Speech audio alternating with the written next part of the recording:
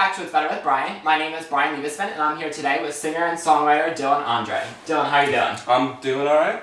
All right. Well, to start things off, I know you had a show last night, so it was your album release party. Can you tell us how that was? It was good. I mean, I booked a gig a while ago, and then I had like CDs and everything, and I was like, I should give these out for free, like for people who come, and we actually like had a good turnout, and that was a lot of fun, a lot of energy. Cool, awesome. When did you start your whole music career? It was, I think I have like an exact date, but I don't remember. It was in 2010, I think.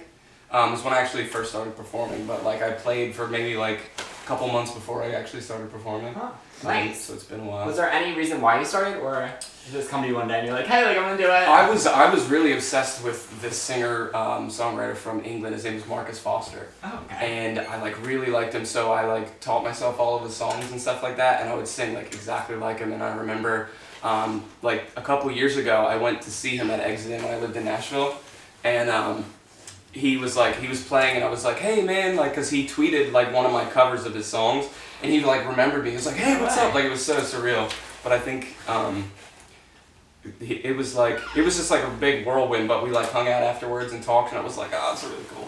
Very cool. So my guess is he's your biggest inspiration then. Not so much anymore. I think in the very beginning, like the really folky type stuff, I've gone through like a bunch of different transitions in music. But I think the most inspiration that I have, like artist-wise, would probably be like stuff that I don't even play, like stuff like genre that I don't even play. Yeah. And what is your genre, so people know? I would say it's like like overall it's pop, but then like there's like a twist of alternative, there's a little twist of hip hop, there's a kind of a little twist of everything. It's hard to explain. Interesting. So it's kind of like an Ed Sheeran type. Yeah. So like that was the thing, like when you were like a tall, dark guy that would play the guitar, you'd be like John Mayer. You'd be like, they're like, oh, you're trying to be John Mayer. And now if you have an acoustic guitar, you're like Ed Sheeran. So it's like, it's tough to kind of get like not away from that, but I think if you just kind of give credit where credit's due and keep going. Definitely. And I know you're doing something with pedals. Can you tell us like what pedals are? Like, I know we're not obviously riding a bike, but what type of pedals are we talking about? They're electronic pedals that you plug like your guitar into.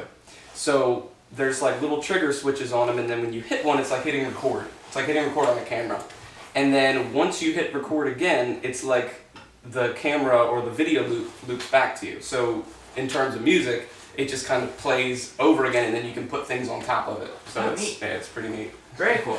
Where did you like hear about these pedals? There was this guy named Howie Day that probably a lot of people still know. He had what was the song that he did? That my mom always wants me to play it. It's so annoying. But he had like a pretty big song on the radio, but he did this EP where he had all these loop pedals, and I watched it the one time and I was like, wow, I wish I could do that. Like that would be really, really neat. That's where that whole inspiration came from. And you did it, so congratulations. Thank you. That's awesome. Thank you. So I know you've lived all over, and this kind of has to do with your new EP. Mm-hmm. Can you tell us about how going to Nashville and going to California like influenced your new EP? And also, what is your new EP? Okay, so the new EP is called Sonic Graffiti Volume 1.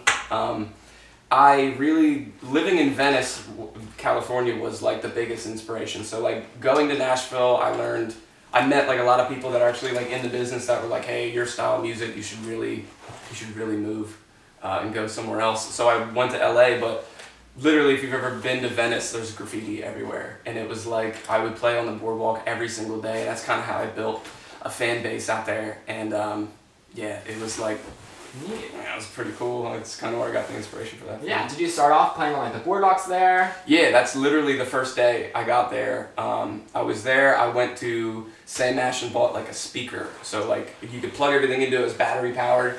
And I went out at like 9 o'clock at night when you're not supposed to do that. And the cops were really cool about it. They were like, yeah, we were parked over there because we got a noise complaint. He's like, but we actually kind of enjoyed it. And I was like, thanks guys. And they were like, but you do need to leave. And no, I'm dead serious. This woman who lived behind the complex owned like a sandwich shop in there. She like knows everybody. She came out like in her bathrobe and she was like, don't be yelling at him. She was like, this is the most like peaceful thing that's ever happened in this boardwalk. And I was like sitting there like, what is going on? And it was just How do you even respond to something like that? I literally just stood there and I was like, should I leave? Because my apartment was right on the boardwalk, so I could just like pack up and go. But most people didn't know that. They would bring me food. They thought I was homeless. Yeah, it was weird. Well, at least you're not homeless. Speaking of a home, I guess, I know you're moving to Nashville. Yeah. Soon. So can you tell us a little about your big move to Nashville? Yeah. I recently got married. Congratulations. Thank you very much. I'm very excited about that. But we kind of had plans to move somewhere. Like we knew that we didn't want to stay in Pennsylvania. Like this is our home. Like it's different. Like when you have your childhood home, but now we're grown up. We got to make our own home. So Nashville, when I lived there the first time, I had told myself, I was like, this place is so beautiful. It's anywhere that I would want to live. Out of any place that I've ever been to. And Larissa, my wife, she's never been to Nashville. So I was like, oh man, you're gonna love it. You're so gonna love it. And she's got like her mom's side of the family's down there. So we just thought it would be like kind of the perfect move and get in and start writing, start working with different stuff. But yeah. That's very cool. So what's next? So when you go to Nashville, what are you hoping to do down there? So my main goal is to get what's called a publishing deal. Okay. So what you do there, I have like a lot of friends down there that can kind of help me out with it. But what you do is you basically just record all of your songs, and then you pitch them to different people. And there's like different services to pitch, but usually it's all in circles. Like it's like, oh, who you know, kind of. So we get most of the songs that I have written that I could hear a little bit more of a country style. And then just try to work my way around and keep playing and keep performing and see if, when I had my loop thing and the hip hop thing, Nashville at the time when I lived there wasn't really ready for it, but now they have like Florida Georgia Line, they have like Sam Hunt, it's got like a lot of hip hop influence. I think I can kind of sneak in there. Yeah, that'd be awesome if you could sneak in. Mm-hmm. So one more thing, America's Got Talent. So tell us about that. I know you were a contestant on it a few years ago. Yeah, so it was a really good experience. It was new because I had only been playing for like a year, like not even a year. I know they said on the show it was a year, but it was actually like 8 months. Who were the judges on when you were there? Pierce Morgan, Howie Mandel, and Sharon Osbourne. Ooh, nice. Yeah. Did you ever get to meet any of them? Yeah, I did. I accidentally had lunch with Sharon Osbourne. Really? I would die. I love Sharon. Yeah, it was, she was the most fun person ever, and like when I kind of got confused and I ended up walking with her group. She's really short. She's a very tiny woman.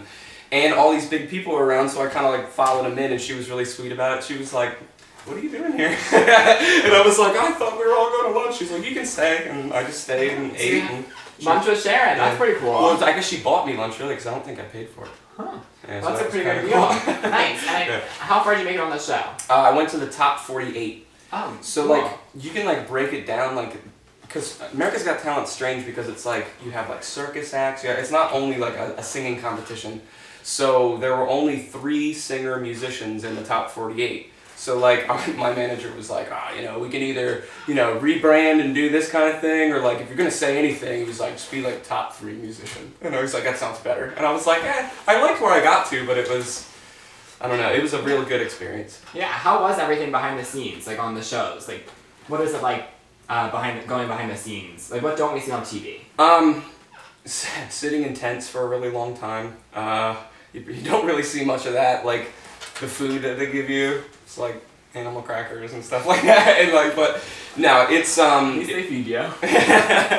It's really, really fun. Like the behind closed doors type stuff. Not all of your ideas that you have kind of come through. Like you kind of have a team to talk with, but in my case, it was I didn't really get much talking about it. It was just kind of like, this is what we think is the best. And at that time, I was like, who am I to say like, oh, I need it to be like this, I need it to be like that. I was like, I don't know, I've never done this before, so I just kind of went with the flow and played the songs they wanted me to play and wear what they wanted me to wear. Yeah. Well, I guess it worked out for you. Yeah, so would you ever consider like auditioning for The Voice or for another like reality type show? It's crossed my mind. Like when I went out to LA, I started playing different gigs and stuff like that, and like we started selling out shows, and then we started getting offers from like, hey, do this, behind the door audition for like The Voice and like X Factor and stuff like that. And like we weren't really at a place, like I was really enjoying what I was doing, because before America's Got Talent, I was like selling out shows, and then afterwards, not so much. So it was like the draw was different, because I think people you kind of get into like this, like, oh, he's famous now, or like he's rich now, like we can support from afar, because most people, they're like, oh, I bought the whole album. You're like, no, you didn't. You bought like 3 songs and put them in a playlist. It's 2017. But no, I definitely have thought about it though. It is. I definitely have thought about it though. Cool. Yeah. Well, do you have anything else to add? How can people go and follow you too? I'm on like every social media platform there is, like Instagram and Facebook are the 2 big ones that I pay attention to, and then YouTube, obviously. Cool. But those are the 3 big ones. If you just search Dylan Andre, it'll come up. It'll pop up. Awesome. Yeah. Well, thank you so much for being here today and for tuning in, and I'll see you guys next week.